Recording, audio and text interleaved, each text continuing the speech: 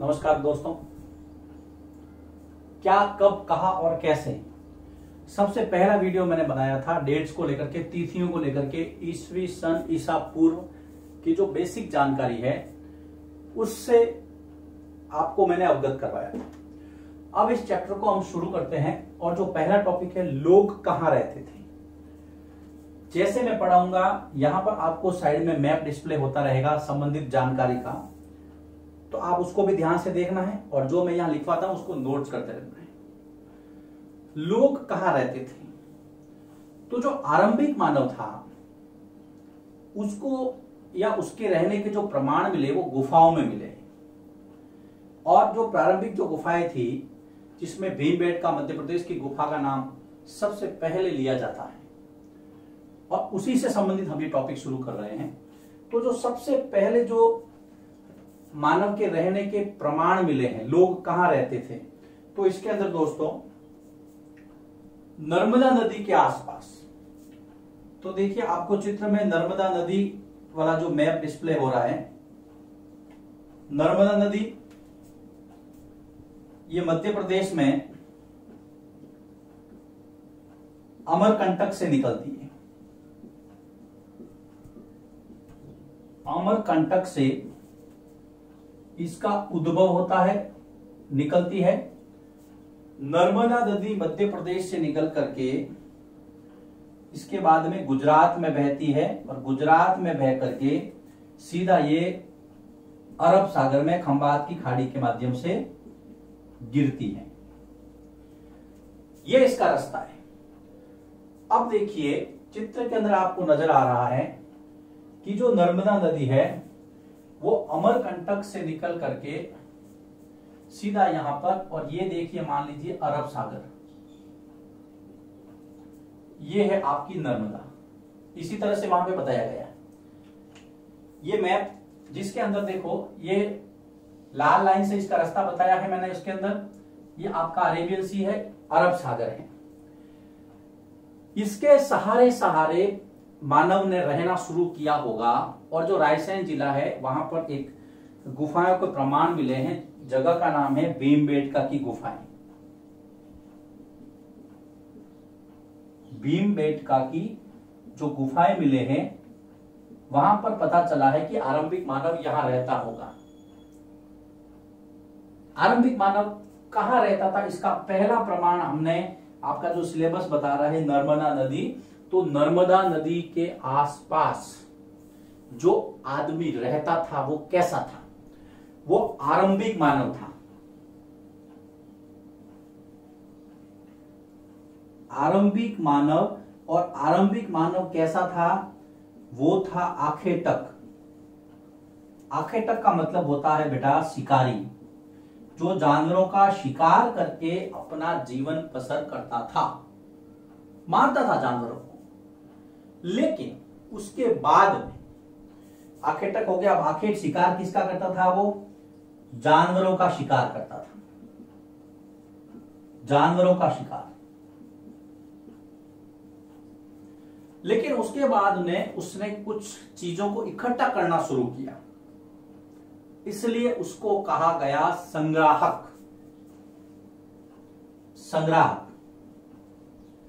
अब किसका संग्रह किया उसने, चीजों को इकट्ठा किया।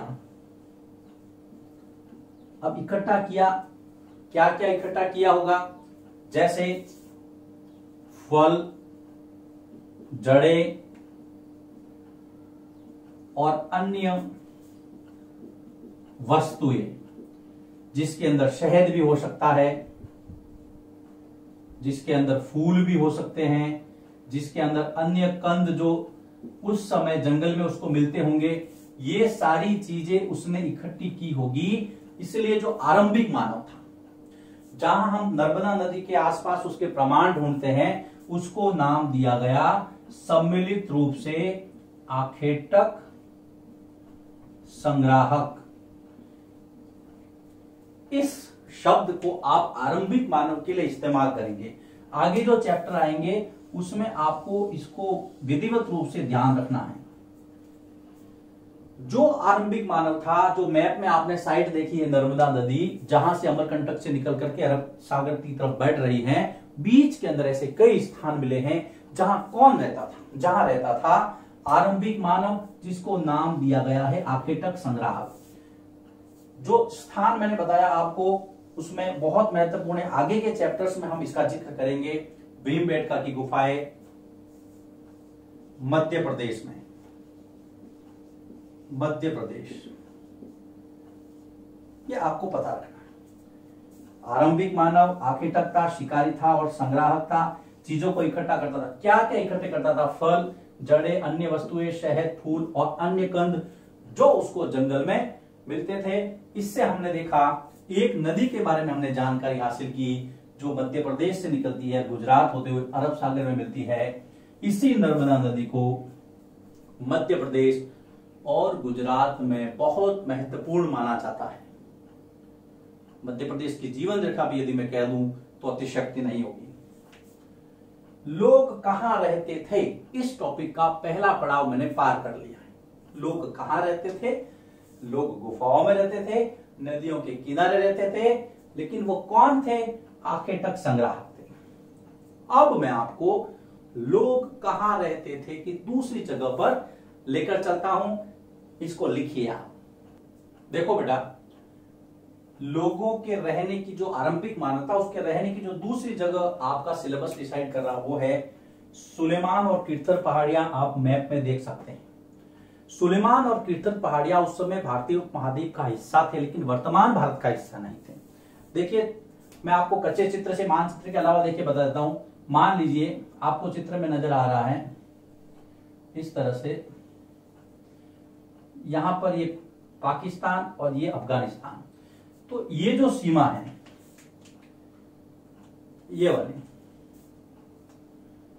वाली जो सीमा है सुलेमान और कीर्तन पहाड़ियां, और यहां पर कोई ऐसा स्थान था जहां पर आरंभिक मानव रहता था, लेकिन उसकी उपलब्धि क्या थी? देखिए, पहले के अंदर देखा हमने कि आरंभिक मानव जो है आखेटक और खाद्य संग्राहक था। वो शिकार भी करता था और चीजों को इकट्ठा करता था। ये जो स्थान है जो आपको मैप में नजर आ रहा है, बढ़िया से मैप के अंदर आपको दिख रहे हो, अफगानिस्तान की तरफ जो यहां पर जो मैंने पॉइंट लगाया वहां पर भी आपको बिंदु मिल रहा है। ये एक ऐसा स्थान था जहां पर मानव ने सबसे पहले खेती करना और पशुओं को पालना, पशुपालन करना सीखा। तो सुलेमान और कीर्तन पहाड़ियां, यहां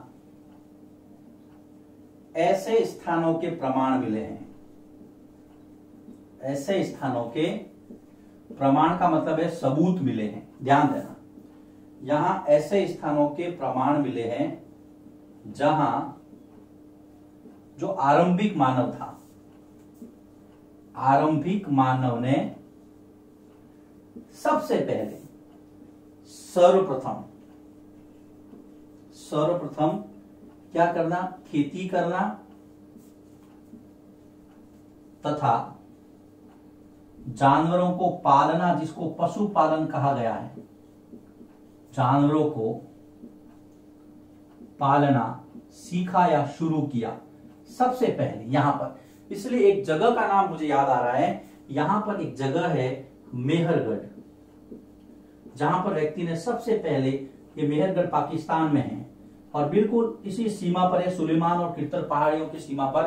तो मेहरगढ़ में जो पाकिस्तान में स्थित है, यहां पर व्यक्ति ने सबसे पहले गेहूं और जौ की खेती की, ऐसे प्रमाण मिले हैं, और यहां पर पशुपालन करना सीखा।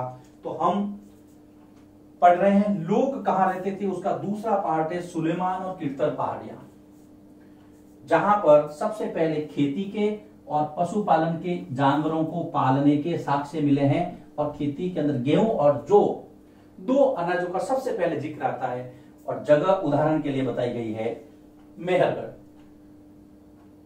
तो नर्मदा नदी से हम चल गए हैं उत्तर पश्चिम के अंदर, सुलेमान और कीर्तन पहाड़ियां जो आपको मैप में नजर आ रही है। दो पड़ाव हमने पार कर लिए। जानवरों के अंदर बहुत सारे जानवरों के नाम आते हैं, जैसे कि भेड़,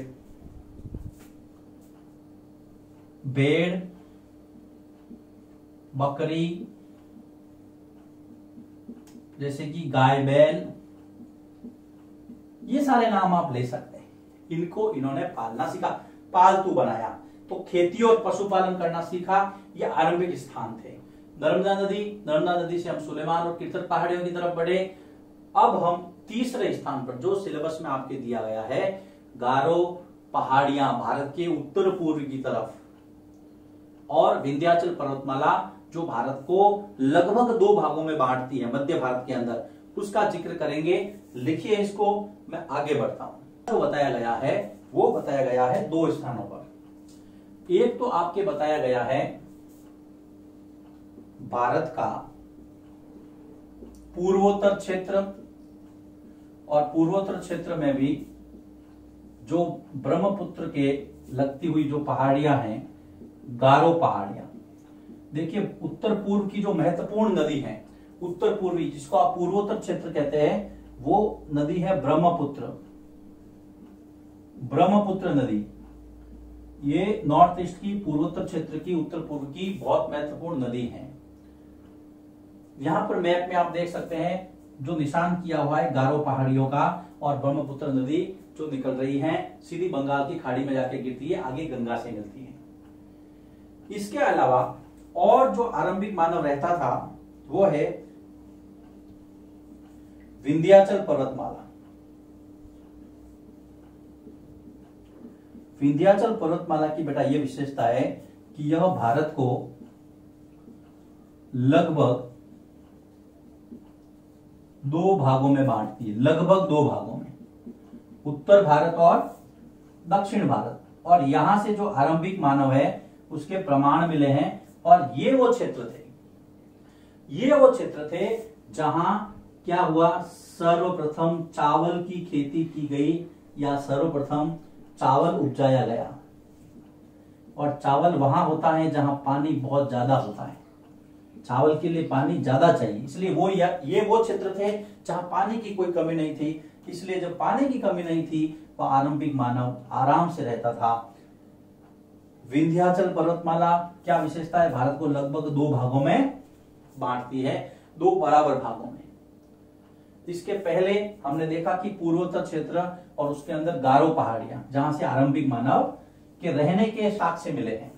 पूर्वोत्तर क्षेत्र की जो महत्वपूर्ण नदी है वो है ब्रह्मपुत्र नदी, आप मानचित्र में देख सकते हैं।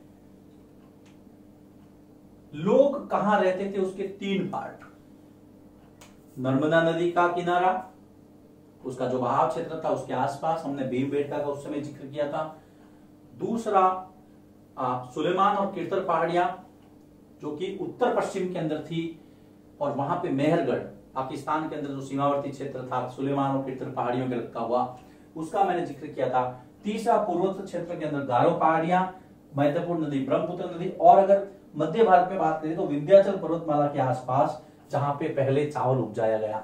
ये वो क्षेत्र थे जहां आरंभिक मानव रहता था। तीनों के साथ मैंने आपको मानचित्र भी बता दिया। अब हम इस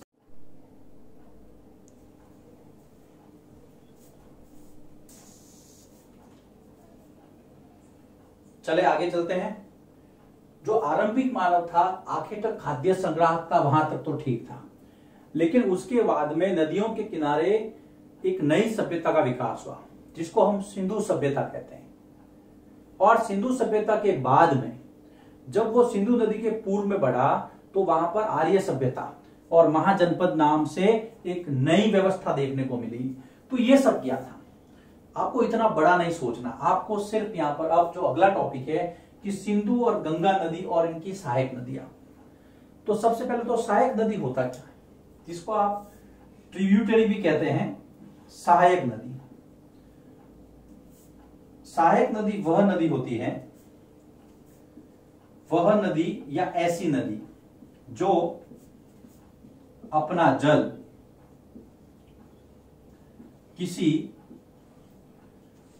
बड़ी नदी, जिसको आप मुख्य नदी भी कह सकते हैं, किसी बड़ी नदी जिसको आप मुख्य नदी भी कह सकते हैं, मुख्य नदी में गिराती है या उड़ेलती है, में गिराती है अथवा या उड़ेलती हैं, इसको आप कहेंगे सहायक नदी।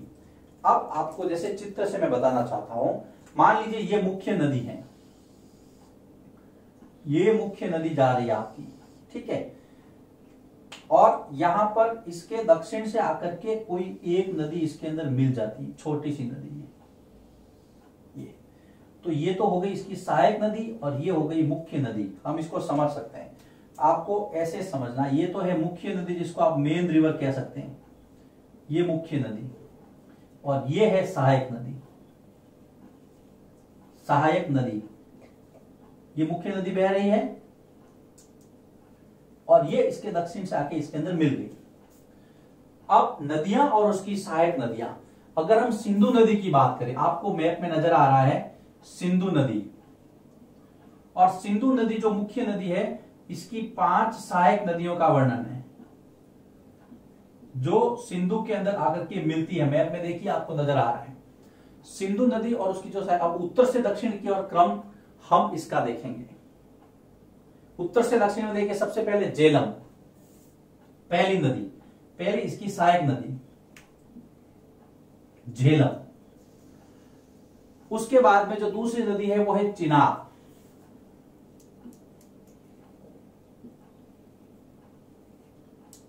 उसके बाद में झेलम चिनाब के बाद में तीसरी नदी आपको नजर आ रही है दोस्तों रावी नदी।